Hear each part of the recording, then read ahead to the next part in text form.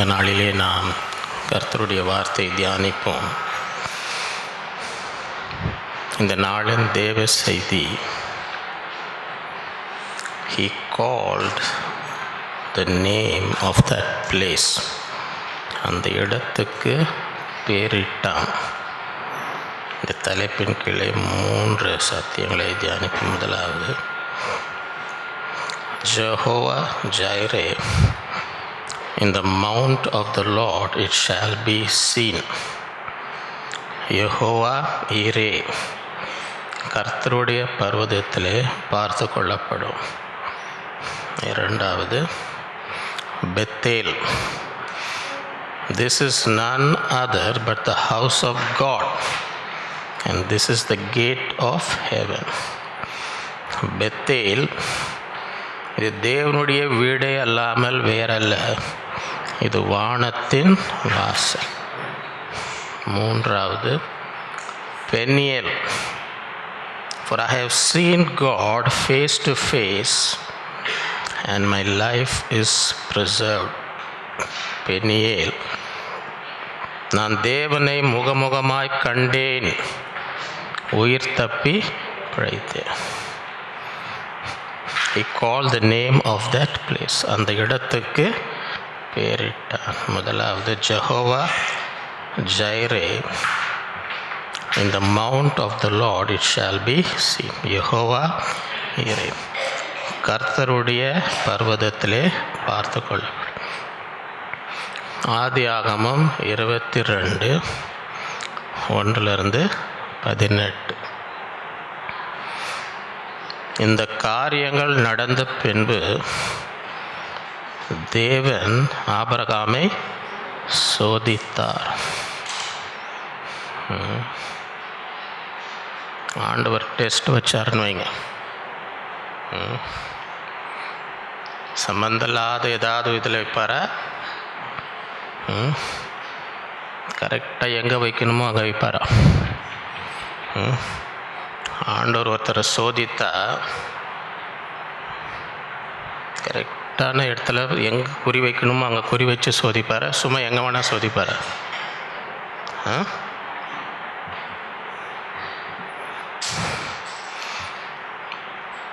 எப்படி எனில் அவர் அவனை நோக்கி, ஆபிரகாமே என்றார். அவன், இதோ அடியேன். அப்பொழுது அவர், உன் புத்திரனும் உன் ஏக சுதனும் உன் நேச குமார், உன் புத்திரன், உன் ஏக சுதன், உன் நேச குமாரனாகிய ஈசாக்கை நீ இப்பொழுது அழைத்து கொண்டு மோரியா தேசத்துக்கு போய் அங்கே நான் உனக்கு குறிக்கும் மலைகள் ஒன்றின் மேல் அவனை தகன பலியாக பலியிடு என்றார். சில பேர் சொன்னாங்க, இந்த ஈசாக்கு எப்போ என்ன வயசில் பிறந்தார்? ஆபிரகாமுக்கு 100 வயசு தானிடுச்சு. சரியா? சாராளுக்கும் வயசு. ஆண்டவனை பார்த்து உன் மனைவியாகி சாராலே பலியிடுன்னு சொல்லியும், அது ஒன்றும் அவ்வளோ கஷ்டமா? அது ஒன்றும் அவ்வளோ கஷ்டம், அதுக்கு ஒன்றும் கஷ்டப்பட்டுருக்க மாட்டோம். ஆண்டவருக்கு சோதிக்கும் போது குறி எங்கே வைக்கிறார்? உன் இறுதியும் 100க்கு 100 யார் மேலே இருக்குது? இப்போ உனக்கு 100 வயசாக இந்த பிள்ளை பிறந்திருக்குது. அப்போ உன் இறுதியும் யார் மேலே? ஆண்டவருக்கு தெரியும். ஆண்டவருக்கு நம்ம இறுதியும் எங்கே இருக்குன்னு தெரியும். மீதியெல்லாம் கேட்க மாட்டார். ஒரு ஐஸ்வர்யவான் நித்திய ஜீவனை சுதந்திரிக்க நான் என்ன கற்பனை, ஆனால் எல்லாத்தையும் கை கூட, சிறு வயது முதல் எல்லா கற்பனையும் என்ன குறை எனக்கு இருக்குது சொன்னார். ஒரு குறை இருக்கு உனக்கு, உனக்கு உள்ளதெல்லாம் விற்று ஏழைகளுக்கு கொடுத்துட்டு முடியல, துக்கமாக போயிட்டான். ரொம்ப துக்கம். ஏன்னா அவன் இறுதி எங்கே இருக்குது? மீதி பேரெல்லாம் சொல்ல, மீதி பேர் விட்டு வந்தாங்க. பேதுருவெல்லாம் சொன்னாங்க, நாங்கள் எல்லாத்தையும் விட்டுட்டு, அவங்க இறுதி அங்கே இல்லை, அவங்க இறுதியாக அங்கே விட்டுட்டு வான்னு என்ன பண்ணாங்க? எல்லாத்தையும் விட்டுட்டு இவன் உடம்பு இவனுக்கு ஆண்டவருக்கு தெரியும் இவனுடைய இறுதி எங்கே இருக்குது, இங்கே தான். அது போல தான் நம்ம ஒவ்வொருவருக்கும் நம்ம இறுதியம் எங்கே இருக்குன்னு ஆண்டவருக்கு அங்கே தான் சோதிப்பேன். அங்கே தான் தேவையில்லாத சோதனை, அது ஒன்றும் சோதனையாக கிடையாது. எடுத்துன்னு போங்க ஆண்டவர், எடுத்துன்னு போங்க.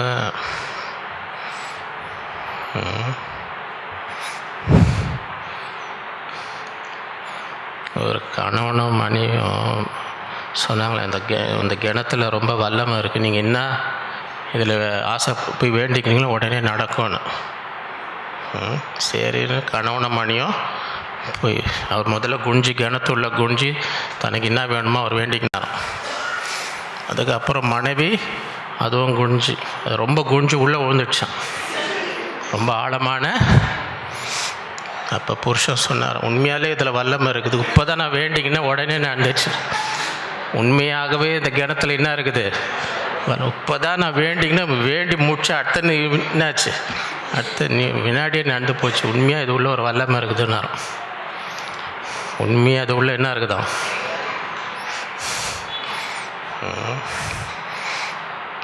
ஒருத்தர் மனைவி யாரோ கொஞ்சம் வயசானவர்னு வைங்க, மனைவி இறந்து அங்கே கல்லறை தூக்கின்னு போனாங்களா. பெட்டியை தூக்கின்னு போகும்போது என்ன பண்ணாங்க, அங்கே ஒரு கல் இருந்தது, தடிக்கிட்ட பெட்டி அப்படியே கீழே போட்டாங்க. தூக்கின்னு போனவங்க என்ன பண்ணாங்க, அந்த உழுந்ததில் அந்த அம்மாவுக்கு திருப்பி உயிரை வந்துடுச்சான். உயிர் அந்த இன்னும் ஒரு 10 வருஷம் இருந்தாங்க, இன்னும் ஒரு 10 வருஷம் திருப்பி இறந்துட்டாங்க. திருப்பி தூக்கின்னு போகிறாங்க. புருஷன் சொல்கிறார், பார்த்து போங்கப்பா, அங்கே ஒரு கல் இருக்குன்றாங்க. என்னவா, பார்த்து போ, அங்கே ஒரு கல் இருக்குது, திருப்பி எங்கே போட்டுற போகிறாங்களோன்னு, திருப்பி எங்கே வந்துட போதும்னு. என்னவா, ஏன் இந்த மாதிரிலாம் சொல்கிறாங்கன்னு எனக்கு தெரியல. நான் வாசிக்கிறத சொல்கிறேன். நான் எனக்கு எப்படி, எனக்கு ஒன்றும் தெரியாது. நான் வாசிக்கிறதுல அவங்கவுங்க எழுதுகிறாங்க இந்த மாதிரிலாம். ஏன் எழுதுகிறாங்கன்னு எனக்கு தெரியாது. ஏன் இந்த மாதிரிலாம் சொல்கிறாங்கன்னு எனக்கு, அவங்க சொல்கிறத நான் சொல்கிறேன். நான் எதுவுமே சொல்ல, நான் எதுவுமே நான் சொன்னேன்னு சொல்லாதீங்க. இது எதுவுமே நான் சொன்னது கிடையாது, யாரோ சொன்னதை சொல்கிறேன் நான். சரியா, எதுக்கு சொல்கிறேன்னா, ஆண்டவர் சோதிக்கும் போது உன் மனைவியை பதிலிடல நேரம், உன் புத்திரனும் உன் ஏக சுதனும் உன் அவனை தான் நேசிக்கிறான். உன் அன்பெல்லாம் அவன் மேலே தான், உயிரை அவன் மேலே தான் வைத்திருக்கிற. அவனை என்ன செய், 100 வருஷம் காத்து, இந்த பையனுக்காக தான் எத்தனை வயசு காத்துன, 100 வயசு வரைக்கும் அவனை போய் பலியிடுன்ற.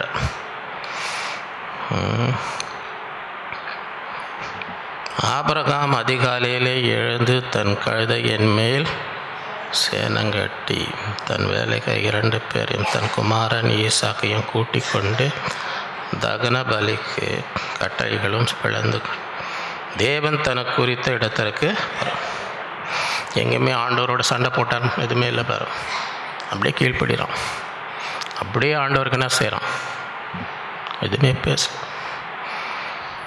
3ஆம் நாளிலே ஆபிரகாம் தன் கண்களை ஏறெடுத்து தூரத்தில் அந்த இடத்தை.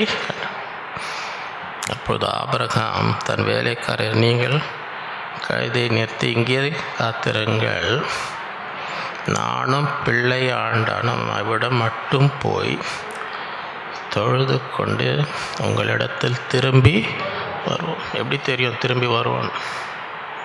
திரும்பி வருவோன்னு எப்படி சொல்ல முடியும்? ஏன்னா அங்கே போய் என்ன செய்யணும், எப்படி 2 பேரும் திரும்பி வருவோன்னு சொல்ல முடியும்? திரும்பி வருவோம். ஆபிரகாம் தகன பலி கட்டைகளை எடுத்து தன் குமாரனாக ஈசாக்கின் மேல் வைத்து தன் கையிலே நெருப்பையும் கத்தியும் எடுத்துக்கொண்டு இருவரும் கூடி. அப்பொழுது ஈசாக் தன் தகப்பனாகிய ஆபிரகாம், என் தகப்பனே என்று. அதற்கு அவன், என் மகனே, இதோ இருக்கிறேன் என்று. அப்பொழுது அவன், இதோ நெருப்பும் கட்டையும் இருக்கிறது, தகன பலிக்கு ஆட்டுக்குட்டி எங்கே என்றான்.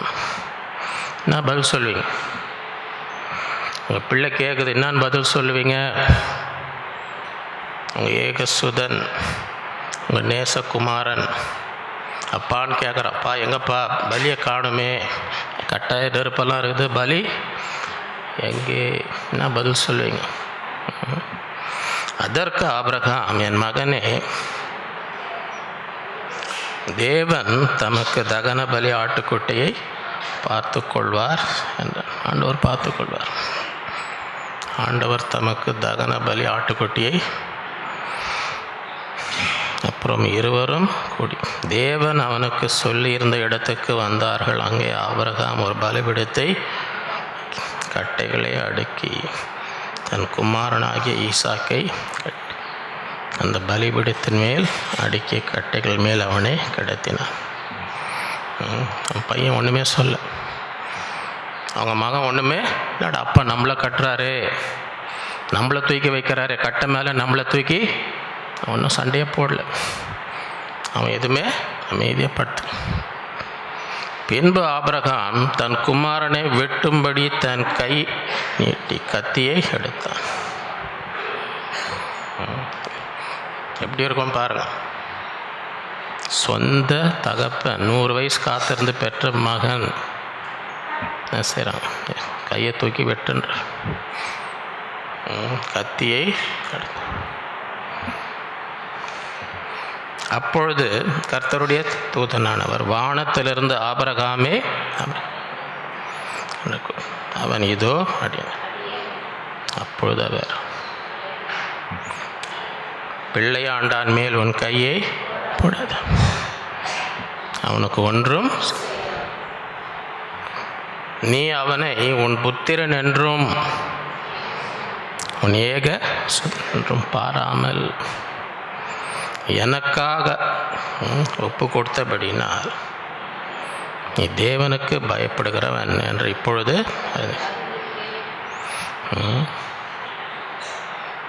ஆபிரகாம் தன் கண்களை ஏறெடுத்து பார்க்கும் பொழுது இது பின்னாக புதரிலே தன் கொம்புகள் சிக்கி கொடுந்த ஒரு ஆட்டு கடாவை கண்டான். அப்பொழுது ஆபிரகாம் போய் அந்த கடாவை பிடித்து அதை தன் குமாரனுக்கு பதிலாக தகன பலி இட்டான். இந்த ஆட்டுக்கடா மேலெலாம் ஏறாதான். இந்த ஆட்டுக்கடாங்க என்ன செய்யாது, அங்கெல்லாம் வராது. இந்த ஆடு எப்படியோ வந்திருக்குதாங்க. இந்த ஆடு எப்படியோ அங்கே வந்து மேலே வந்து நிற்குது. தன் மகனுக்கு பதிலாக என்ன பண்ணுறான்? ஆபிரகாம் அந்த இடத்துக்கு யெகோவா ஈரே என்று பேர். அதுக்கு அர்த்தம் என்ன? அதனாலே கர்த்தருடைய பர்வதத்திலே பார்த்து கொள்ளப்படும் என்று இந்நாள் வரைக்கும் சொல்லப்பட்டு வருகிறது. அதுதான் யெகோவா ஈரேன்னு ஆண்டவர் பார்த்துப்பார். இன்னும் சூழ்நிலை, இன்னும் இக்கட்டான நீ சூழ்நிலையிலே வந்திருந்தாலும் ஆண்டவர் பார்த்துப்பார். ஆண்டவர் கர்த்தருடைய பர்வதத்திலே யெகோவா ஈரே, தான் அதோடைய அர்த்தம். அதான் சொல்லிட்டு ஆண்டவர் தனக்கு தகன பலியை கொடுப்பார். மகன் கேட்குறான், எங்கே பலின்னா, ஆண்டவர் தனக்கு தகன பலியை கொடுப்பார். ஆண்டவர் பார்த்து கொள்வார். இன்றைக்கி அதை விசுவாசிக்கணும். இன்றைக்கி யாராவது அந்த மாதிரி ஒரு இக்கட்டான சூழ்நிலையிலே வந்தது, ஆண்டவரே எனக்கும் யெகோவா ஈரையாக, என்ன சூழ்நிலையாக இருந்தாலும், அது எதுவாக உயிரே தலை போகிற பிரச்சனையாக இருந்தாலும் கர்த்தருடைய பர்வதத்திலே ஆண்டவர் பார்த்துப்பார். எப்படியாச்சு அவர் எப்படி செய்கிறார் நமக்கு தெரியாது. எப்படி செய்வார் நமக்கு, அவர் எப்படின்னா செய்வார். எப்படின்னா யெகோவா எப்படின்னா கர்த்தருடைய பர்வதத்தில் கர்த்தருடைய தூதனானவர் 2ஆம் தரம் வானத்திலிருந்து ஆபிரகாமை சும்மா யாரையும் சோதிக்க மாட்டார். ஒரு ஆசீர்வாதம் இல்லாமல் சும்மா யாரையும் தேவன் என்ன செய்ய மாட்டார். நீங்கள் ஒரு இதில் பரீட்சையில் பாஸ் பண்ணிங்கன்னா உங்களுக்கு ப்ரொமோஷன் வருமா வராதா? 5ஆம் கிளாஸ் பாஸ் பண்ணிட்டு 5ஆம் கிளாஸ்லேயே உட்காந்துருப்பீங்க. பாஸ் பண்ணால் 6ஆம் கிளாஸ் மேலே போயினே. வேலையிலையும் அப்படி தான். நீங்கள் பரீட்சைங்களெல்லாம் எழுதினே இருந்தீங்களா உங்களுக்கு என்ன கொடுப்பாங்க? ப்ரொமோஷன். சும்மா யாரும் வந்து யாரையும் என்ன செய்ய மாட்டாங்க, சோதிக்க மாட்டாங்க. ஆண்டவர் சோதித்தா அதுக்கு பிறகு என்ன இருக்குது? ஆசீர்வாதம். நீ உன் புத்திரன் என்றும் உன் ஏகசுதன் என்றும் பாராமல். அவனை ஒப்பு கொடுத்து இந்த காரியத்தை நான் உன்னை ஆசீர்வதிக்கவே உன் சந்ததியை வானத்தின் நட்சத்திரங்களைப் போலவும் கடற்கரை மணலைப் போலும் பெருகவே என்றும் உன் சந்ததியார் தங்கள் சத்துருக்களின் வாசல்களை சுதந்தரித்துக் கொள்வார்கள். நீ என் சொல்லுக்கு கீழ்ப்படிந்தபடியால் உன் சந்ததிக்குள் பூமியில் உள்ள சகல ஜாதிகளும் ஆசீர்வதிக்கப்படும் என்று என் பெயரில் ஆணையிட்டேன் என்று கர்த்தர் சொல்றார். நீ இந்த பரீட்சையில், இந்த சோதனையில் வெற்றி பெற்றாய். உன் மூலமாய் இந்த ஒரே மகனை பலியிட ஆயத்தமாக இந்த உன் சந்ததியின் மூலமாக முழு உலகமும் பூமியில் உள்ள எல்லாரும் என்ன செய்வாங்க? ஆசீர்வதிக்கப்படுவாங்க. நான் ஆணையிட்டு சொல்லுகிறேன். எபிரேயர் 11:17-19. மேலும் விசுவாசத்தினாலே ஆபிரகாம் தான் சோதிக்கப்பட்ட போது ஈசாக்கை பலியாக ஒப்பு கொடுத்தான். ஈசாக்கிடத்தில் உன் சந்ததி விளங்கும் என்று அவனோடே சொல்லப்பட்டு இருந்ததே. இவன் மூலமாக தான் என் சந்ததின்னு சொல்லி இவனை போய் பலியிட சொன்ன என்ன ஆகும்? அந்த வாக்கு தத்துவம்லாம் இவன் மூலமாக தானே வாக்கு தத்துவம். இவனை பலியிட்டுனா என் வாக்கு தத்துவம் என்ன ஆகுது? ஈசாக்கினிடத்தில் உன் சந்ததி விளங்கும் என்று அவனோடு இப்படிப்பட்ட வாக்கு தத்தங்களை பெற்றவன் மரித்தோரில் இருந்து எழுப்ப தேவன் வல்லவராய் இருக்கிறார் என்று எண்ணி தனக்கு ஒரே பேரானவனையே பலியாக ஒப்புக்கொடுத்தார். மரித்தோரிலிருந்து அவனை பாவனையாக திரும்பவும் பெற்றுக்கொண்டான். விசுவாசம். இவன் தான் வாக்கு தத்துவம். இவன் மூலமாக என் சந்ததி வரும். ஆண்டவர் எனக்கு வாக்கு தத்துவம் அவனையே பலியிட சொல்கிறாரு. நான் பலியிட்டாலும் அவன் ஆண்டவர் மீண்டும் என்ன செய்வார்? உயிரோட எழுப்பி என்னை கொடுப்பார். அவர் வாக்கு தத்துவத்தை நிறைவேற்றுவார். மரித்து ஒரு பாவனையாக அவனை மீண்டும் என்ன செய்வார்? இரண்டாவது Bethel. This is none other but the house of God and this is the gate of heaven. Bethel இது தேவனுடைய வீடே அல்லாமல் வேறல்ல, இது வானத்தின் ஆதியாகமம் 28:1-22. ஈசாக்கு யாக்கோபை அழைத்து அவனை ஆசீர்வதித்து, நீ கானானியருடைய குமாரத்திகளில் பெண் கொள்ளாமல்.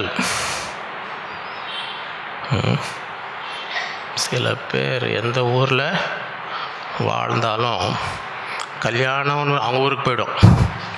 நம்ம ஊருக்கு அங்கே போய் பார்ப்பா. எத்தனை வருஷம் இந்த ஊரில் இருப்பாங்க. ஆனால் அவங்க இதயத்தில் இது நம்ம ஊர், அங்கே போ. நடக்குதா இல்லையா? எத்தனை பேர் அந்த மாதிரி உங்கள் ஊரில் போய் எடுத்துருக்கிறீங்க? இங்கே தான் இருக்கிறீங்க, இத்தனை வருஷம் இங்கே தான். கல்யாணம் இங்கே வேணாப்பா, இந்த ஊர் பொண்ணெல்லாம் வேணாப்பா, போப்பா நம்ம ஊருக்கு போப்பா, அங்கே போய் பார்ப்பா. இது இன்றைக்கில் அந்த காலத்துலேயே இருந்திருக்கு. அந்த காலத்திலேயே எழுந்து புறப்பட்டு பதான் ஆராமில் இருக்கிற உன் தாயினுடைய தகப்பனுடைய பெத்தேல் வீட்டுக்கு போய், பெத்துவேல் என்னுடைய வீட்டுக்கு போய் அவ்விடத்தில் உன் தாயின் சகோதரனாகிய லாபானமின் குமாரத்திகளுக்குள் பெண்கொள் என்று அவனுக்கு போய் தாய் மாமா பொண்ணு எடுத்துப்பா. அந்த காலத்தில் இந்த முறைலாம் இருக்குதா என்னன்னு தெரில எனக்கு. உங்கள் அம்மாவுடைய சகோதரர் லாபம் அவர் பொண்ணை போய் எடுத்துக்கோ, அதுதான் உங்களுக்கு முறை. அதுதான் உனக்கு முறை. என்ன பண்ணுறாரு? எனக்கு இன்னும் மெடிக்கலில் ஒரே ரத்தம் இருந்தால் இது பிறக்கிற குழந்தைக்கு ஏதோ பிரச்சனை வரும்னு சொல்கிறாங்க. அது தெரியுமா யாருக்குன்னா? 2 பேருக்கும் ஒரே ரத்தம் இருந்துச்சுன்னு வைங்க, அவங்களுக்கு பிறக்கிற குழந்தைக்கு ஏதாவது பிரச்சனை வர வாய்ப்பு இருக்குது. எனக்கு தெரியல, டாக்டர் சொல்கிறாங்கன்னு சொல்கிறாங்க. அந்த காலத்தில் அந்த பிரச்சனை இருந்துச்சா என்னன்னு தெரில. இப்போது தாய் மாமா பொண்ணை போய் எடுத்துக்கொண்டு அனுப்புகிறார். அவங்க அப்பா போப்பா, அவங்க அம்மாவுடைய அங்கே இருக்கிறாரு, லாபான் இருக்கிறாரு. அவங்க வீட்டில் ஏதாவது ஒரு பொண்ணு போய் என்ன செய் பார். சர்வ வல்லமையுள்ள தேவன் உன்னை ஆசீர்வதித்து நீ பல ஜன கூட்டமாகி உன்னை பலகவும் பெருகவும் பண்ணி தேவன் ஆபிரகாமுக்கு கொடுத்தது நீ பரதேசியாய் தங்குகிறதுமான தேசத்தை உனக்கு சுதந்திரமாய் கொள்ளும்படி ஆபிரகாமுக்கு அருளிய ஆசீர்வாதத்தை உனக்கும் உன் சந்ததிக்கும் அருள்வாளாக என்று சொல்லி ஈசாக் யாக்கோபை அனுப்பிவிட்டான். போயிட்டு வாப்பா.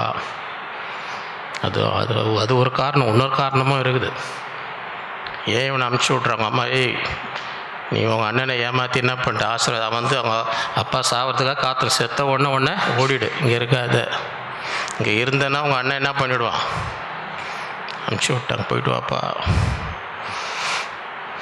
ஈசாக்கு யாக்கோபை அனுப்பிவிட்டான். அப்பொழுது அவன் பதான் அராமில் இருக்கும் சீரிய தேசத்தனாகிய பெத்துவேலின் குமாரனாகிய தனக்கும் ஈசாக்கு தாயாகிய ரெபேக்காளின் சகோதரனுமாகிய லாபானிடத்துக்கு போக புறப்பட்டான். ஈசாக்கு யாக்கோபை ஆசீர்வதித்து ஒரு பெண்ணை கொள்ளும்படி அவனை பதான் ஆராமுக்கு அனுப்பி தனையும் அவனை ஆசீர்வதிக்கையில் நீ கானானுடைய குமாரத்திகள் பெண் கொள்ள வேண்டாம் என்று அவனுக்கு கட்டளையிட்டதையும் யாக்கோபு தன் தகப்பனுக்கும் தன் தாய்க்கும் கீழ்ப்படிந்து பதான் அராமுக்கு புறப்பட்டு போனதையும் ஏசா எனக்கு தெரியும், அண்ணனுக்கு தெரிய வந்துச்சு. அனுப்பிச்சி விட்டாங்க. இந்த ஊரில் என்ன செய்யாத பொண்ணு. அப்போ அடாடா, நம்ம அப்பா அம்மாவுக்கு இந்த ஊர் பொண்ணுங்களாம் என்ன செய்யலை, பிடிக்கல போல். அவங்க பொண்ணு என்ன செய்கிறோம்?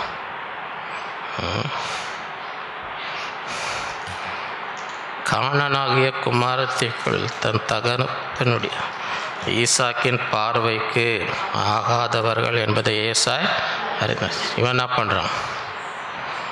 நம்ம இந்த ஊர் வேணாம், நம்ம அப்பா அம்மா பிடிக்கல போல், வேறு ஏதாவது ஊரில் போய் என்ன பண்ணலாம்?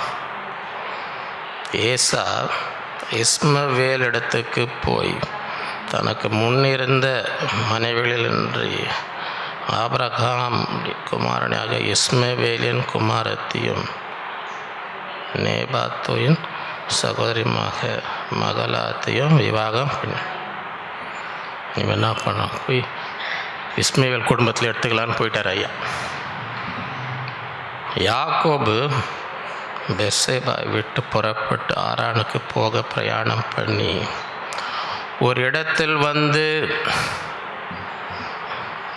சூரியன் அஸ்தமித்தபடினால் அங்கே ராத்தங்கி அவ்விடத்தில் கற்களில் ஒன்றை எடுத்து தன் தலையின் மேல் வைத்து அங்கே நித்திரை செய்யும்படி படுத்தான். அந்த காலத்தில் ஒரு பள்ளிய பாட்டு பாடுவாங்க, தெரியுமா உங்களுக்கு? தேவனே நான் உமது அண்டையில் சரி தூக்கத்தால்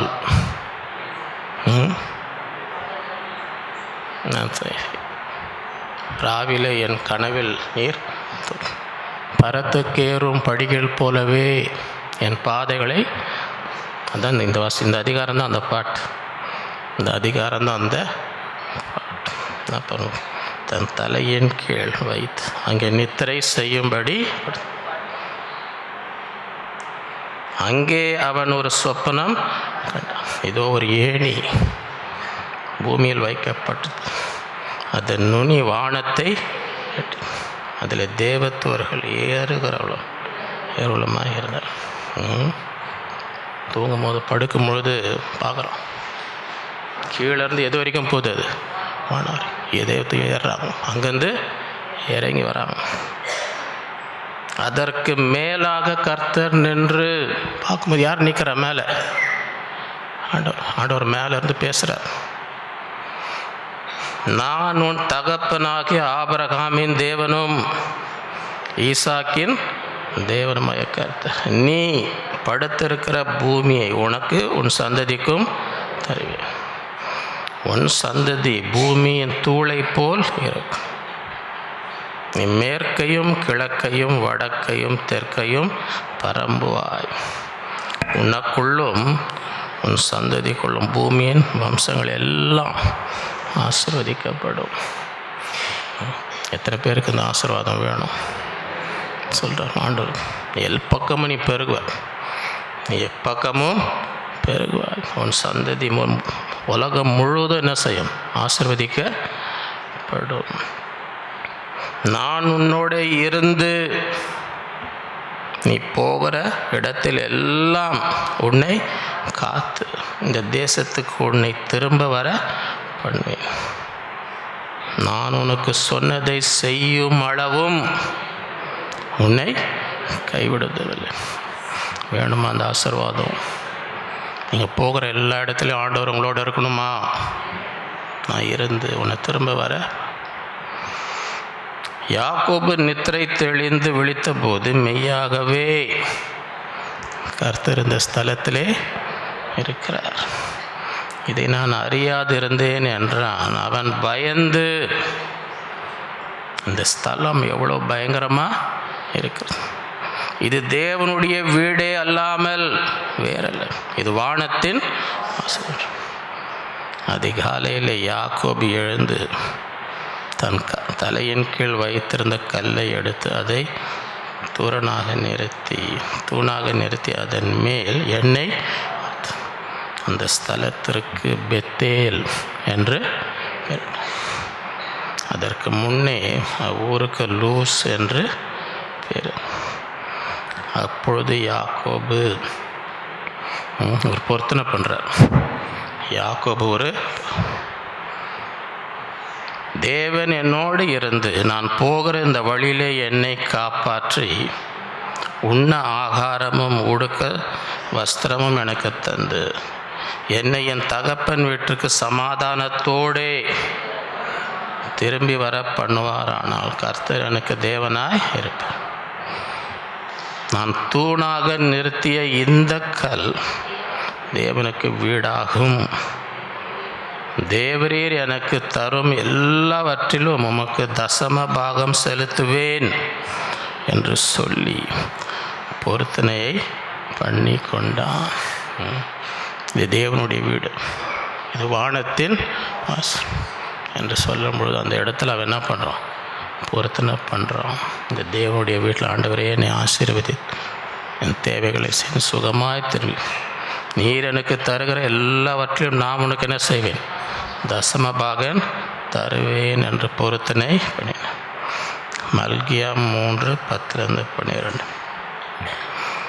என் ஆலயத்தில் ஆகாரம் உண்டாயிருக்கும்படி தசம பாகங்களை எல்லாம் பண்டக சாலையிலே கொண்டு வர.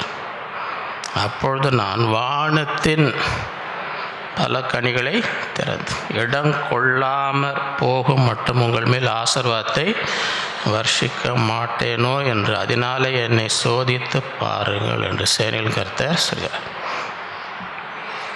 பூமியின் கனியை பட்சித்து போடுவர்களை உங்கள் நிமித்தம் கண்டிப்பேன். அவைகள் உங்கள் நிலத்தின் பலனை அழிப்பதில்லை. வெளியில் உள்ள திராட்சை கொடி பழமில்லாமல் போதும் என்று சேனைகளின் கர்த்தர் சொல். அப்பொழுது எல்லா ஜாதிகளும் உங்களை பாக்கியவான்கள் என்பார். தேசம் விரும்பப்படத்தக்கதாக இருக்கும் என்று சேனைகளின் கர்த்தர் சொல்லுகிறார். மூன்றாவது Peniel, for I have seen God face to face and my life is preserved. Peniel, நான் தேவனை முகமுகமாய் கண்டேன், உயிர் தப்பி பிழைத்தேன். ஆதியாகமம் 32:1. இதுவும் யாக்கோபு தன் சகோதரனை வஞ்சித்ததனால் வந்த பிரச்சனை. அவன் கோபமாக வரான். அவன் என்ன பண்ணுறான்? கோபமாக குடும்பங்களில் சொத்து தகராறுலாம் நடக்குதா நடக்கலையா? இது அந்த மாதிரி மூத்த மகனுக்கு 2 மடங்கு வந்திருக்கணும் சொத்தில். இவன் அதை ஏமாற்றி வாங்கிக்கலாம். உன் சேஷ்ட புத்திர பார்த்து எனக்கு அது வாட்டி. 2வது அவங்க அப்பா கிட்ட போய் நான் தான் ஏசான்னு அப்பாவை ஏமாற்றி அதையும் ஐயா பண்ணதை இப்போ வராரு. அப்போ தான் இந்த அதிகாரம் உயிருக்கு ஆபத்து. யாக்கோபு பிரயாணம் பண்ணுகையில் தேவதூதர்கள் அவனை சந்தித்தார். யாக்கோபு அவர்களை கண்டபோது இது தேவனுடைய சேனை என்று சொல்லி அந்த ஸ்தலத்திற்கு மத்னாயிம் என்று பெயரிட்டார். பின்பு யாக்கோபு ஏதோம் சீமையாக சேயர் தேசத்தில் இருக்கிற தன் சகோதரனாக ஏசாவின் இடத்துக்கு போகும்படி ஆட்களை அழைத்து, கொஞ்சம் முன்னாடி ஆள் அனுப்பிச்சு பார்க்குறார். நம்ம அண்ணாவை கொஞ்சம் என்ன பண்ணலாம், கூல் பண்ணி வைக்கலாம். நீங்கள் போப்பா, முதல்ல நீங்கள் போய் பாருங்கப்பா, நீங்கள் போய் பாருங்கள் எப்படி இருக்கிறாரு, கொஞ்சம் அப்படிலாம் வந்து பார்த்துட்டு வாங்க, எப்படி இருக்குது நிலவரம் எப்படி இருக்குது போய் பார்த்துன்னு வாங்கன்னு அனுப்புகிறேன். நீங்கள் என் ஆண்டவனாகிய ஏசாவிடத்தில் போய் நான் இதுவரைக்கும் லாபானிடத்தில் தங்கியிருந்தேன் என்றும் எனக்கு எருதுகள் கழுதைகளும் ஆடுகளும் வேலைக்காரரும் உண்டு என்றும் உம்முடைய கண்களில் எனக்கு தயவு கிடைக்கத்தக்கதாக ஆண்டவனாகிய உமக்கு இதை அறிவிக்கும்படி ஆட்களை அனுப்பினேன் என்று உம்முடைய தாசனாகிய யாக்கோபு சொல்ல சொன்னான் என்று சொல்லும்படி கட்டளை கொடுத்து தனக்கு முன்னாக அவர்களை அனுப்பி, அந்த ஆட்கள் யாக்கோபின் இடத்துக்கு திரும்பி வந்து, நாங்கள் உம்முடைய சகோதரன் ஏசாவுக்கு போய் வந்தோம். ஐயா மூடு எப்படி இருக்கு? ஐயா மூடு. அவரும் 400 பேரோடு உம்மை எதிர்கொள்ள வருகிறார்கள். சும்மா வரலப்பா உங்கள் அண்ணன் அங்கே சும்மா வந்தன்னு இல்லை, கூட எத்தனை பேரை கூட்டின்னு வர்றாரு, என்ன பிளானில் வர்றாரு நீயே தெரிஞ்சுக்கோ. உன்னை பார்க்க 400 பேர் அவர் கூட்டின்னு வந்தாருன்னா உனக்கு என்ன கொடுக்க போகிறாரு நீயே வந்து சொல்கிறார். 400 பேரோடு வந்துன்னு இருக்கிறார். ஐயோ ஐயோ ஐயோ என்னப்பா பண்ணுறது, என்ன பண்ணுறது? அப்பொழுது யாக்கோபு மிகவும் பயந்து வியாகுலப்பட்டு தன்னிடத்தில் இருந்த ஜனங்களையும் ஆடு மாடுகளும் ஒட்டகங்களும் 2 பகுதியாக பிரித்து, ஏசா ஒரு பகுதியின் மேல் விழுந்து அதை முறியடித்தாலும் மற்றொரு பகுதி தப்பித்து கொள்ள இடம் உண்டு என்றான். 2ஆக பிரிச்சிட்டாங்க. நீ ஒரு பக்கம் போ, நீ மட்டும் உன்னோட போ, இவனாவது தப்பிப்பான், இவனாவது தப்பிப்பான். ஒரு ஊரில் வந்து பழக்கம் என்னன்னா, அங்கே நடந்து போனால் கணவன் முன்னாடி நடக்கணுமா, மனைவி கூட நடக்கணும். எங்கே வரணும்? பின்னாடி. இதுதான் மரியாதை அந்த ஊர் கலாச்சாரத்தில். மனைவி பின்னால் தான் கூட நடக்கக்கூடாது. இன்னொரு போனால் மனைவி முன்னாடி போயின்னு இருக்கும். என்ன இப்போ உங்கள் ஊர் பழக்கம்? புருஷன் பின்னால் வந்துன்னு இருக்கிறாரு, மனைவி முன்னாடி போயின்னு இருக்குது. இன்னாது இதுதான் உங்கள் ஊரில் மரியாதையா? இல்லை எங்கள் ஊரில் நிறைய காட்டு மிருகம் திடீர்னு வரும், அது ஏதாவது ஒன்று வந்தால் முதல்ல அதை அடிக்கிட்டு வந்தால் மனைவி முன்னாடி அனுப்புகிறோம். நீ போ, கரடி வருமா, சிங்கம் போ, நீ மாட்டு, நான் தப்பிச்சு ஓடிடுவேன், நீ முன்னாடி போ. அது அந்த ஊர் கலாச்சாரமா, அந்த ஊர். இவர் 2ஆக பிரிச்சார். ஒன்று போனால் போதும், ஒன்றுனாது. பின்பு யாக்கோபு, என் தகப்பனாகிய ஆபிரகாம் தேவனும் என் தகப்பனுடைய ஈசாக்கு இருந்தவரே இருக்கிறவரே, உன் தேசத்துக்கும் உன் இனத்தாரிடத்துக்கும் திரும்பி போ, உனக்கு நன்மை செய்வேன் என்று என்னுடனே சொல்லியிருக்கிற கர்த்தாவே. ஜெபம் பண்ணுறாரு ஐயா. இப்போ என்ன பண்ணுறாரு? சில பேர் வந்து பொதுவாக ஜெபம் பண்ணுவோம், கஷ்டம் உயிருக்கு ஆபத்து, அப்போ ஜெபம் பண்ணுவோம். கர்த்தாவே, ஆண்டவரே, தேவனே, என்னன்னா அங்கே 400 பேர் வராங்க. ஐயா தலை போகிற நிலைமையில் இருக்கிறதுனால இப்போ ஜபம்லாம் நல்லா வருது, மீதி நேரத்தில் வரமாட்டேங்குது. எனக்கு ஆசைங்க, ஜபம் வரவே மாட்டேங்குதுங்க, ஜபமே எனக்கு வரமாட்டேந்தாப்பா. தலை வெட்ட வரான்னு சொல்லி அப்போ தன்னால் வர உனக்கு ஜபம், தன்னால் உனக்கு ஜபம். கர்த்தாவே, தேவனே, ஆண்டவரே, தன்னால் என்ன செய்யும்? ஜபம்லாம் வரும். அப்போ ஒன்றும் வரலன்னு சொல்ல மாட்டேன் நீ. அப்போ வந்து ஜபம் வரலன்னு என்ன செய்ய மாட்டேன்?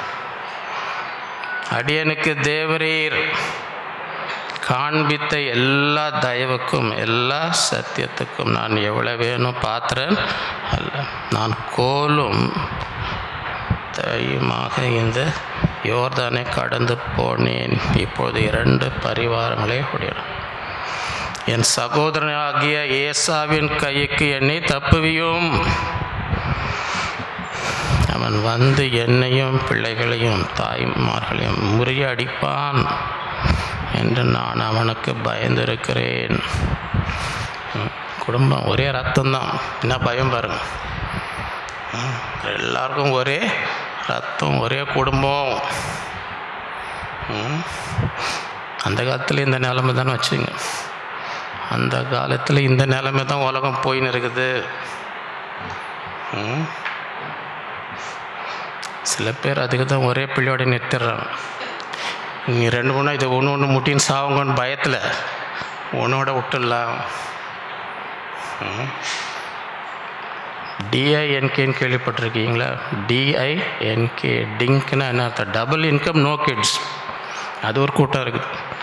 டபுள் இன்கம் நோ அப்படின்னா 2 பேரும் வேலை செஞ்சு பிள்ளையே வேணாம், எல்லா காசும் நம்மளே அனுபவிக்கலாம். இதுங்க பிறந்துச்சு நம்ம காசெல்லாம் இதுங்க காலி பண்ணிவிடும். இது வேணும் அது வேணும், இதுங்களை படிக்க வைக்கணும், இது கல்யாணம் பண்ணி வைக்கணும், இதில் நம்ம காசெல்லாம் காலி ஆகிடும்ன்ட்டு 2 பேரும் நல்லா சம்பாதிக்கிற காசை நம்மளே என்ன செய்யலாம். அப்படி ஒரு இது போயின்னு இருக்குது, உலகத்தில் நடக்குது. கேட்டு தேடிப்பார். Double income no. அந்த மாதிரி சில பேர் அந்த மாதிரி இதில் எல்லாத்தையும் நம்ம அனுபவிச்சுக்கலாம். நம்ம ஏன் இன்னொருத்தவங்க செலவு பண்ணுன்ற மாதிரி.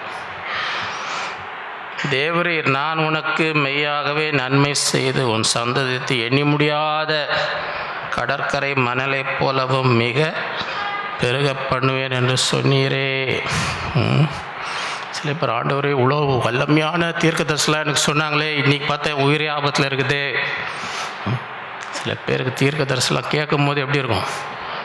நம்ம எங்கேயோ போயிட போகிற மாதிரி இருக்கும். இவ்வளோ நல்லது. நாளைக்கு நம்ம உண்மையாக எங்கேயோ போயிட போகிற மாதிரி வருது. இது வேறு மாதிரி இருக்குது. நம்ம வேறு மாதிரி இல்லை யோசித்தோன்னா வருது. இப்படிலாம் தீர்க்க தரிசனம் சொன்னாங்களே, கடலின் மணலை போல் இங்கே பார்த்தா ஏன் தலையை போகிற நிலைமையில் இருக்குது.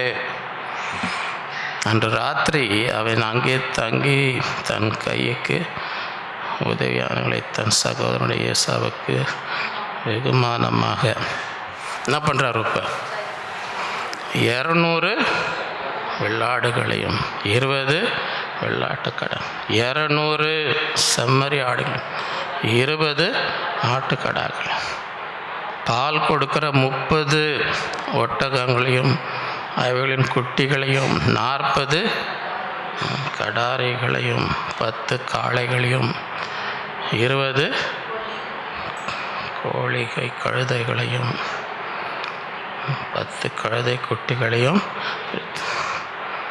வேலைக்காரர் கையில் ஒவ்வொரு மந்தைக்கு தனித்தனியாக ஒப்புவித்து, நீங்கள் மந்தை முன்னும் பின்னாக இடம் விட்டு எனக்கு முன்பாக ஓட்டி கொட்டு போங்கள் என்று வேலைக்காரருக்கு சொல்லி, முன்னே போகிறவனை நோக்கி, என் சகோதரனாக ஏசாவனுக்கு எதிர்பட்டு, நீ யாருடையவன், எங்கே போகிறாய், உனக்கு முன் போகிற மந்தை யாருடையது என்று உன்னை நீ என்ன சொல்லணும்? இது உமது அடியானாகிய யாக்கோபுடையது, இது என் ஆண்டவனாகிய ஏசாவுக்கு அனுப்பப்படுகிற வெகுமதி, இதோ அவனும் எங்கள் பின்னே வருகிறான் என்று சொல்லுப்பா. இதெல்லாம் உமக்கு தாங்க, எல்லாம் போது பாருங்க, எல்லாம் உமக்கு தான் கொடுத்து அமைச்சிருக்கிறாரு அப்படின்னு. இதாவது ஒர்க் அவுட் ஆகுதா? இப்படி ஏதாவது கொடுத்தாதாவது கொஞ்சம் கோவம் தனிதா? 2ஆம் 3ஆம் வேலைக்காரரையும் மந்தைகளின் பின்னாக போகிற நீங்களும் ஏசாவை காணும்போது இந்த பிரகாரமாக அவனோடு எல்லாரும் சொல்லு, எல்லாம் உமக்கு தான் ஐயா, உமக்கு தான் கொடுத்து அமைச்சிருக்கிறான். இதுவும் உம்முடைய அடியானாகி யாக்கோபு எங்கள் பின்னாலே வருகிறான் என்று கேட்டு முன்னே வெகுமதியை அனுப்பி அவனை சாந்தப்படுத்தி கொண்டு என்ன ட்ரை பண்ணுறார் ஐயா? சாந்தப்படுத்தி கொண்டு. நிறைய பேர் வீட்டில் இதை செய்ய மாட்டேன்றாங்க. ஒருத்தர் கோபமாக இருந்தால் இன்னொருத்தவங்க என்ன பண்ணணும், அவங்கள சாந்தப்படுத்தணும், பண்ண மாட்டுறாங்க. எரிகிற நெருப்பில் எண்ணெய் ஊற்றுற மாதிரி ஏதாவது சொல்கிறாங்க. நடக்குதா இல்லையா? அது பெரிய இதாகுது, பெரிய சண்டை ஆகிட்டு, பெரிய சாந்தப்படுத்தும்படி. அப்படின்னா என்ன பண்ணுங்க, யாராவது ஒருத்தர் கோபம் வந்தால் அடுத்தவங்க என்ன பண்ணும், அவங்கள சாந்தப்படுத்தணும்.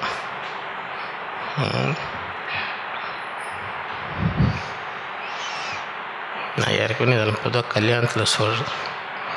ஒருத்தன் கல்யாணம் ஆகி மனைவிக்கு பிறந்த நாள் வந்துச்சு. மனைவிக்கு இந்த கதை தெரியுன்றவங்க சத்தமாக இல்லையா சொல்லுங்க பார்க்கலாம். பாருங்க, ஜனங்க தேவனுடைய சமூகத்தில் உண்மையாக சொல்லுமா வேணாமா? கதையை திருப்பி கேட்கணுன்ற ஆசையில் அமைதியாக இருக்கிறாங்க. நம்ம அலுவலியான்னு சொல்லிட்டு அந்த கதையை திருப்பி என்ன செய்ய மாட்டார், சொல்ல மாட்டார். எங்களுக்கு கதையே தெரியாது, சொல்லுங்க ஐயா, கதையை சொல்லுங்கய்யான்ற மாதிரி உட்காந்து இருக்கணும். நான் அது எத்தனை வாட்டி சொல்லியிருப்பேன்னு எனக்கு யாராவது ஒருத்தராவது கேட்டுன்னு சொல்கிறாங்களா பாரு, இவ்வளோ பெரிய இந்த மாதிரி இருந்தால் என்ன என்னன்னு தெரில. சில மனைவிகளுக்கு இந்த பிறந்தநாள் கொண்டாடணும் ரொம்ப ஆசையாக இருக்குது. திருமண நாள் இதெல்லாம் கொண்டாடணும்னு. புருஷனுக்கு அதை ஞாபகம் கூட இருக்கிறதில்ல. அதெல்லாம் நினச்சி கூட அம்மா கல்யாணம் ஆகி முதல் பிறந்தநாள் புருஷன் என்ன செய்ய போகிறான்னு காத்துனே இருந்தாங்களாம் பாரு. ஐயா அவன் ஞாபகம் கூட இல்லை, ஃபுல்லாக மறந்துட்டான். எனக்கு பயங்கர கோவம், பயங்கர அடக்கின்னு இருக்கிறாங்க உள்ள, அடக்கிங்க. சரி, அடுத்த வருஷம் என்ன பண்ணுறாருன்னு பார்க்கலான்னு காத்துன்னு இருந்தான். 2வது வருஷமாக வந்துச்சு. ஐயா அதை பற்றி ஞாபகமே. சரி, இன்னும் ஒரு சான்ஸ் கொடுக்கலாம். 3வது வருஷமாக வந்துச்சு. ஐயாவுக்கு ஞாபகமே. 3 வருஷம் கோவம் அடங்கின்னு இருக்கு. அடுத்த வருஷம் என் கோவத்தை, என் பிறந்தநாளில் மறந்தேன். இங்கே நடக்கிறதே வேறு, இங்கே நடக்கிறதே 4வது வருஷம் வந்துச்சு பாருங்க. ஐயா மறந்துட்டார். சும்மா 4 வருஷம் அடங்கி நின்றது. இந்த குக்கரை கொஞ்சம் அந்த ஸ்டீம் வெளியே எடுக்கணும்னு சொன்ன தெரியுமா உங்களுக்கு? ஒரு வாட்டி எங்கள் வீட்டில் இந்த பருப்பு போட்டு அந்த குக்கரை எங்கேயோ போயிட்டாங்க. எங்கேயோ நான் வந்து பார்க்குறேன், கிச்சனில் ஏதோ ஒரு மாதிரி இருக்குது. வந்து பார்த்தா பருப்பை காணும். எங்கன்னு பார்த்தா மேலே ஒட்டினு. அடா, பருப்பு அங்கேருந்து நம்மளை பார்க்குது, எப்படி சாப்பிட்றது இந்த பருப்பை? அதை வெடித்து அந்த பருப்பு அப்படியே மேலே வானத்தில் அப்படியே எடுத்துக்கொள்ளப்பட்டு மேலே பரலோகம் போயிருக்கோம். நான் சோறு இருந்ததுனால அங்கே போய் ஒட்டிச்சு. சோறு இருந்ததுனால அங்கே போய் என்னாச்சு, அங்கேருந்து என்னை பார்க்குது. என்னை சாப்பிடணுன்னு ஆசையாக இருக்குது அவனுக்கு, சாப்பிட முடியாது. நான் பாரு எங்கே இருக்கிறேன். ஏன்னா என்ன பண்ணும், உள்ளுக்குள்ளே அடைக்கினே அந்த என்ன விடும், வெடிக்கும். குக்கர் அப்படியே வெடிக்கும். தெரியல உங்களுக்கு? அதனால் எனக்கு சமையல் பற்றி ஒன்றும் தெரியாதுன்னு நினைக்காதீங்க. அந்த மாதிரி நம்ம 4 வருஷம் உள்ளே அடைக்கினது என்னாச்சு, என்ன ஆரம்பித்தாங்க பாருங்க. இந்த 4 வருஷம் அடக்கி இருந்த கோவம் என்னாச்சு, வெடிக்க ஆரம்பிக்கும் போது புருஷன் ஒரு பதில் சொன்னார். அந்த வினாடி அந்த அம்மா கோவம்லாம் போயிட்டு அப்படியே சிரிச்சுன்னு இருக்கிறாங்க. அந்த ஒரே வினாடியில் 4 வருஷம் வெடித்து அந்த கோபம் அப்படியே மாறிட்டு இந்த அம்மா சிரிச்சுன்னு இருக்கிறாங்க.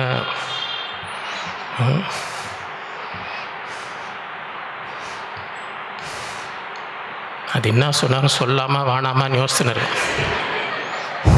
அதை சொல்லுங்கள், நான் ஒவ்வொரு வருஷம் மறந்துடுறேன்னு யாருன்னா அப்படி மாறிடக்கூடாதுன்றதுக்காக யோசிக்கிறேன். சொல்லாமா வேணாமா? அவர் என்ன சொன்னார், நான் ஏன் ஒவ்வொரு வருஷமும் பிறந்தநாள மறந்துடுறேன்னா, உன்னை பார்த்தா வயசாகிற மாதிரியே கல்யாணத்தன்னைக்கு எப்படி இருந்தியோ அப்படியே இருக்கிறேன்னார். கல்யாணத்தன்னைக்கு நீ எப்படி இருக்கிறியோ அப்படியே இருக்கு, ஒன்றுமே வயசாகிற மாதிரி எனக்கு தெரில. அதனால தான் நான் என்ன பண்ணுறேன், உன் பிறந்தநாள அவ்வளோதான். அம்மாவுக்கு சும்மா அப்படியே முகலாம் அப்படியே எல்லாக்கோ 4 வருஷம் அப்படியே அடக்கி வச்ச கோலை ஒன்றும் இல்லாமல் பார்த்து கற்றுக்கணும். நிறைய பேருக்கு இந்த விஷயம் தெரிய மாட்டேன். சாந்தப்படுத்தி அதான வசனம் சொல்லுது. அவன் கோபமாக இருக்கிறான், 400 பேரை கூட்டின்னு வரான். நீ என்ன பண்ண, அவனை இந்த கதையை ஒரு என்கேஜ்மெண்ட்டில் சொன்னேன். இந்த மாதிரி நீங்கள் வந்து கல்யாணம் பண்ண ஒருத்தர் என்ன செய்யணும், ஒருத்தர் கோவமாக இருந்தால் ஒருத்தர் அதை தணிக்கணும். நீங்கள் சொல்கிற ஒருத்தர் கோவமாக இருக்க இப்படி பேசணும், அந்த மாதிரி பேசுனீங்கன்னா அவங்க கோவம் என்ன செய்யும், சரியா? இப்போ நேற்று சாயங்காலம் தான் என்கேஜ்மெண்ட் நடந்துச்சுன்னு வைங்க. நேற்று சாயங்காலம் சும்மா சொல்கிறேன் நான். அடுத்த நாள் நான் பார்க்குறேன், அந்த என்கேஜ்மெண்ட்டான பொண்ணுடைய அம்மா, பொண்ணு கிடையாது, யாரை பார்க்குறேன், பொண்ணுடைய அந்த அம்மாவுடைய பொண்ணுக்கே இப்போ என்கேஜ்மெண்ட் ஆகுதுன்னா கல்யாணம் எத்தனை வருஷம் இருக்கும்? அந்த அம்மா என்னை பார்த்து சிரிச்சுனே இருக்கிறாங்க. இந்த பொண்ணுடைய அம்மா என்னை பார்த்து என்ன பண்ணின்னு இருக்கிறாங்க, என்னங்க சிஸ்டர் என்ன ஏன் நம்ம சிரிச்சுனே இருக்குது, பாஸ்டர் நாங்கள் நேற்று நீங்கள் சொன்னீங்கல்ல. ஆமாம், என்ன வரைக்கும் 3 வாட்டி என் புருஷன் என்னை பார்த்து சொல்லிட்டாருங்க. 3 வாட்டி புருஷன் அவங்கள பார்த்து நீ கல்யாணம் எப்படி அப்படின்னு சொல்லிட்டாராம். இந்த அம்மா பொண்ணுக்கு என்கேஜ்மெண்ட் ஆகுது எத்தனை வருஷம் ஆயிருக்கும்? அந்த அம்மாவுக்கு வாயை தந்த பொய்ய பேசுகிறேன்னு தெரில. எப்படி நான் கல்யாணத்துக்கு என் பொண்ணுக்கே நீங்கள் என்கேஜ்மெண்ட் ஆகுதுன்னா எப்படி? ஆனால் அந்த சந்தோஷம் தாங்க முடியல, என்னை பார்த்து சிரிச்சுனே இருக்கு. ஏங்க என்னை பார்த்து சின்னாங்க, இல்லை நேற்று சொன்னீங்களே 3 வாட்டி என் புருஷனை அன்றைக்கி நைட்டு, அடுத்த நாள் மதியானத்துக்குள்ளே ஐயா உஷாராக என்ன பண்ணியிருக்கிறாரு, நம்மளும் இதை சொல்லணும், இந்த டெக்னிக்கை நம்மளும் 3 வாட்டி அடிச்சிட்டார். 3 வாட்டி பாப்பா அம்மா நீ கல்யாணம் அப்படியே தான் இருக்கிறேன். என்னை பார்த்து சிரிச்சுன்னு இருக்கிறேன். என்னங்க இது, ஏங்க இப்படி சிரிக்கிறீங்க? இல்லை என் புருஷன் சொல்லிட்டாருங்க 3 வாட்டி என்னை பார்த்து, நேற்று நீங்கள் சொன்னீங்களே 3 வாட்டி சொல்லிட்டாரு. என்ன சொல்லிட்டு, நீ கல்யாணத்தை எப்படி அப்படியே இருக்கிற உன்னை பார்த்தா வயசாகிற மாதிரியே. இதுலேருந்து என்ன கற்றுக்கிறீங்க? சகோதரிகள் எவ்வளோ வயசானாலும் ஐஸ் வச்சா பிடிக்கும். அதான் அதுங்களுக்கு எவ்வளோ 100 வயசானால் கூட ஐஸ் வச்சிங்கன்னா அவங்களுக்கு நல்லா ஒர்க் அவுட் ஆகும். கற்றுக்கோங்க.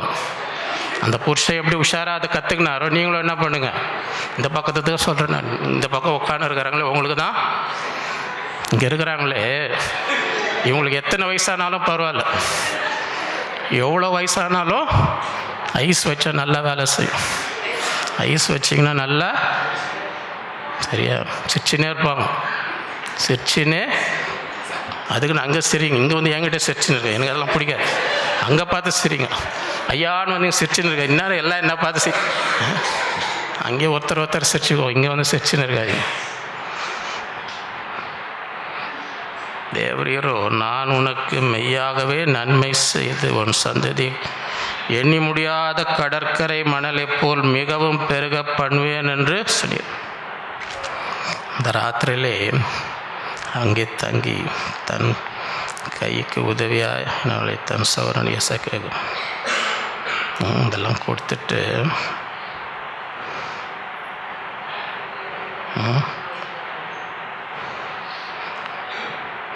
எனக்கு 20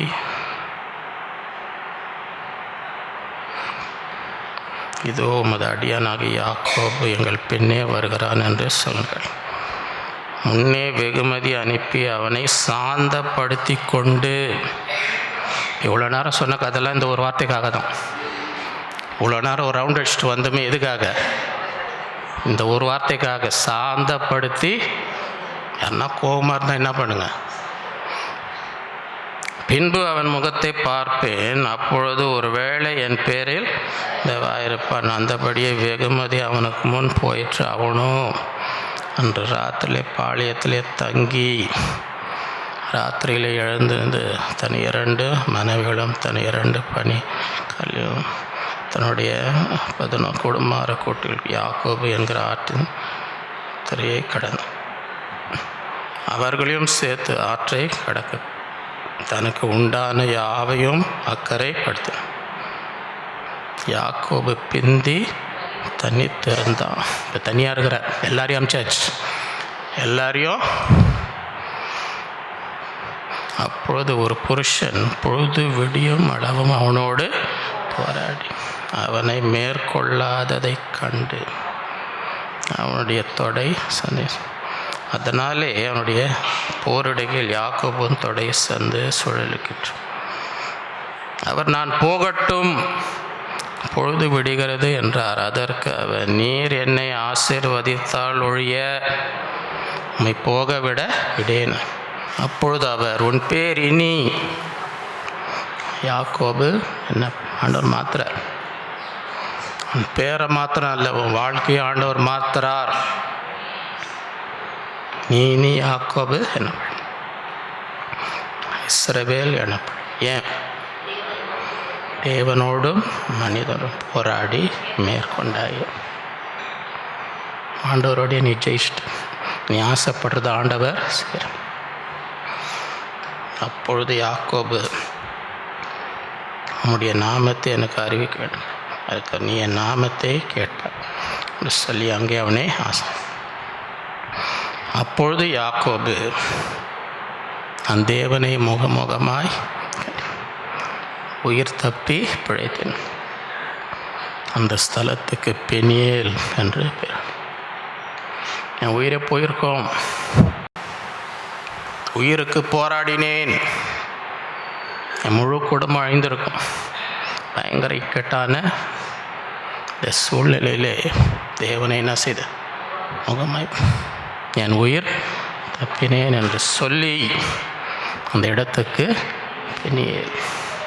விசுவாசிங்க, இன்றைக்கி யாராவது அந்த மாதிரி ஒரு இக்கட்டான சூழ்நிலை வந்தால் இந்த பெனியேல் உங்கள் வாழ்க்கையிலும் உங்கள் குடும்பத்திலும் கர்த்தர் ஒரு பெனியேல் அனுபவத்தை கட்டளையிடுவார், விடுவிப்பார். எல்லா ஆபத்திலிருந்து தேவனை முகமுகமும் கண்டு என் உயிர் பிழைத்தேன், எல்லாம் அழிந்து போன்னு நினச்சி, இன்றோடு எல்லாம் ஒழிந்து போன்னு நினச்சேன். ஆண்டவர் என்னை விடுவித்தார், என் உயிரை காப்பாற்றினார், என் குடும்பத்தை காப்பாற்றினார். நீ தேவனோடும் மனிதனோடும் போராடி மேற்கொண்டாயே. இந்த நாட்களிலே விசுவாசிக்க வேண்டும். சங்கீதம் 107:17-19. யாக்கோபுக்கு ஏன் இந்த பிரச்சனை? அவன் ஏமாத்தினான், அவன் அண்ணனை. அதனால தான், இல்லாட்டி இந்த பிரச்சனை வந்திருக்காது. அதனால் சில நேரத்தில் நம்ம ஏதாவது பண்ணியிருப்போம், அதனால் பயங்கரமான ஆபத்தில் அந்த நேரத்தில் என்ன செய்யலாம், ஆண்டவரை. அதுதான் அந்த சங்கீதம். நிர்மூடர் தங்கள் பாதக மார்க்கத்தாலும் தங்கள் அக்கிரமங்களினாலும் நோய் கொண்டு ஒடுங்கி போகிறார். அவர்கள் ஆத்மா சகல போஜனத்தையும் ஆரோசி, அவர்கள் மரண வாசல்கள் பரியந்தும் சமீபிக்கிறார்கள். தங்கள் ஆபத்திலே கர்த்தரை நோக்கி கூப்பிடுகிறார். அவர்கள் இக்கட்டுகளுக்கு அவர்களை நீங்களாக்கி ரட்சிக்கிறார். ஒருவேளை யாராவது நான் இந்த மாதிரி செஞ்சிடக்கூடாது, அன்றைக்கி செய்யாமல் இருந்தேன்னா இன்றைக்கி இந்த நிலைமைக்கு வந்திருக்க மாட்டேன் அப்படின்னு யோசித்தா கூட அந்த நிலையில் இருந்து என்ன செய்யலாம், ஆண்டவரை கூப்பிடலாம். அதுதான் யாக்கோபு. தெரியும், நான் ஏமாத்தினால்தான் சகோதரர் 400 பேரை கூட்டணும், அந்த கோவத்தில் தான் வரான். அந்த நேரத்தில் அவன் ஆண்டவரை நோக்கி போராடி தேவனோடும் மனுஷனோடும் போராடி மேற்கொண்டாய். அந்த தேவனை முகமுகமாய் கண்டேன், உயிர் தப்பினேன் என்று சொல்லி பெனியேல் என்று he called the name of that place. அந்த இடத்துக்கு பேரிட்டான். முதலாவது யெகோவா இரே, கர்த்தருடைய பர்வதத்திலே ஆண்டவர் பார்த்துப்பார். என்ன சூழ்நிலையாக இருந்த விசுவாசிங்க, ஆண்டவர் பார்த்துப்பார். இரண்டாவது பெத்தேல், இது தேவனுடைய வீடே அல்லாமல் வேறு, இது வானத்தின் ஆண்டவருடைய வீடு. இங்கே பொருத்தனை பண்ணும், ஆண்டவரே நீர் என்னை ஆசீர்வதியும், சுகமாக என்னை கொண்டு வந்தால் எனக்கு கிடைக்கிற எல்லாவற்றிலும் உமக்கு தசமபாகம் கொடுப்பேன் என்று பொருத்தனை பண்ணினான். மூன்றாவது பெனியேல், நான் தேவனை முகமுகமாய் கண்டேன், உயிர் தப்பி. எவ்வளோ ஆபத்தில் இருந்தாலும் கர்த்தர் அதிலிருந்தும் தப்பித்து விடுவிப்பார். இந்த நாளிலே இந்த 3 ஆசீர்வாதங்களை பெற்றுக்கொள்ளும்படி கர்த்தர் நமக்கு கிருபை செய்வாராக. நாம் ஜெபிப்போம். அன்புள்ள ஆண்டவரே, உம்மை துதிக்கிறோம், உம்மை ஸ்தோத்திரிக்கிறோம். இந்த நாளிலே நம்முடைய பிள்ளைகளாய் கூடி உம்மை ஆராதிக்கும்படி எங்கள் இருதயத்தின் பாரங்களை உம்முடைய சமூகத்திலே வைக்கும்படி தந்த கிருபைக்காக ஸ்தோத்திரம். இந்த நாளிலே எங்களோடு பேசின ஒவ்வொரு வார்த்தைக்காக உம்மை ஸ்தோத்திரிக்கிறோம். எங்களுடைய வாழ்க்கையின் சூழ்நிலைகளில் நீர் எங்களுக்கு உதவி செய்கிற தேவன். யெகோவா ஈரே, கர்த்தருடைய பர்வதத்தில் பார்த்து கொள்ளப்படும். எப்படிப்பட்ட சூழ்நிலையாக இருந்தாலும் நீர் அதையெல்லாம் பார்த்து கொள்ளுகிற தேவன். இந்த நாளில் ஒவ்வொருவருடைய வாழ்க்கையிலும் குடும்பத்திலும் யெகோவா ஈரையாக வெளிப்படுவீராக. நாட்களில் பெத்தேல், நான் உன்னை ஆசீர்வதிப்பேன். இது தேவனுடைய வீடு, வானத்தின் வாசல்கள். வாக்கு தத்தங்களை நிறைவேற்றுகிற தேவன். யாக்கோபு ஒரு பொருத்தனை பண்ணினான். ஆண்டவரே, என்னை ஆசீர்வதித்து சுகமாய் என்னை திரும்பி வர செய்திருந்த நீர் எனக்கு கொடுக்கிற எல்லாவற்றிலும் உமக்கு தசமபாக கொடுப்பேன். நீர் ஆசீர்வதிக்கிற தேவன். உமக்கு கொடுக்கிற பிள்ளைகளை நீர் ஆசீர்வதிக்கிற தேவன். யாக்கோபு உயிருக்கு ஆபத்தை சந்திக்கும். சகோதரன் கோபத்துடன் வரும்பொழுது போராடி ஜெபித்தான். நீர் என்னை ஆசீர்வதித்தால் விடமாட்டேன். பெயரை மாற்றினார். நீ யாக்கோபல்ல, நீ இஸ்ரவேல். நீ தேவனோடும் மனிதனோடும் போராடி மேற்கொண்டாயே. விண்ணப்பத்தை தேவன் கேட்டார். அந்த இடத்துக்கு பெனியேல், நான் தேவனை முகமுகமாய் கண்டேன், உயிர் தப்பி பிழைத்தேன். நாளிலே யாராவது இக்கட்டான சூழ்நிலை வந்திருந்தால் இந்த நாளிலே அவர்களையும் நீர் விடுவிப்பீராக. அவர்களுக்கு இந்த நாளில் இந்த ஆலயம், இந்த ஆராதனை ஒரு பெனியலாக தேவனை சந்தித்து விடுவிக்கப்பட்ட நாளாக இருப்பதாக. ஒவ்வொருவரையும் ஆசீர்வதி. நல்ல சுகம்பலந்தா, எல்லா தேவைகளை சந்தியும், குறைவெல்லாம் நிறைவாக்கும். பிள்ளைகளை ஆசீர்வதி. எல்லா தீமைக்கும் பொல்லாப்புக்கும் விலக்கி காத்து நம்முடைய சமாதானம் சந்தோஷம் நிறைவாக இருப்பதா நம்முடைய கரத்தில் ஒப்பு கொடுக்கும். எல்லா துதிக நமக்கே செலுத்து. இயேசுவின் மூலம் பிதாவே, நம்முடைய கர்த்தராகிய இயேசு கிறிஸ்துவின் கிருபை, பிதாவாகிய தேவனுடைய பரிசுத்தாவின் அன்யோன்யம் நம் அனைவரோடும் என்றும் என்றும் சதா காலம் இருப்பதாக. என் ஆத்மாவே கர்த்தரை, முழு உலமையுடைய பரிசுத்த நாம், என் ஆத்மாவே கர்த்தரை, அவர் செய்த சகல உபகாரங்களையும் மறவாதே. ஹல்லேலூயா. கர்த்தர் உங்கள் ஒவ்வொருவரையும் அளவில்லாமல் ஆசீர்வதிப்பார்.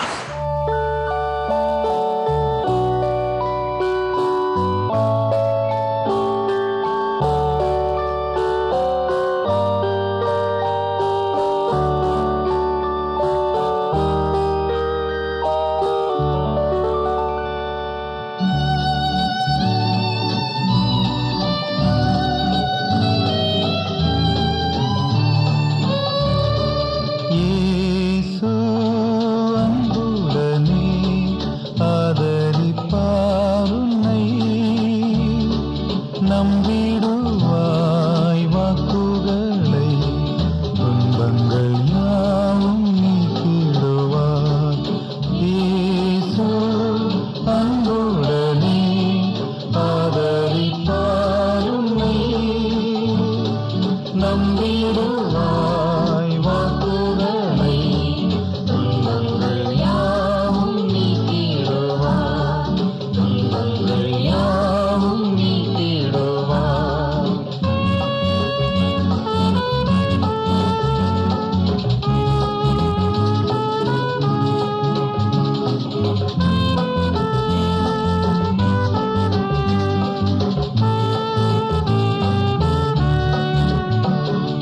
கலங்காதே என்றும் திகையாதே, கல்வாரி சிலுவை நோக்கிடுவாய். கலங்காதே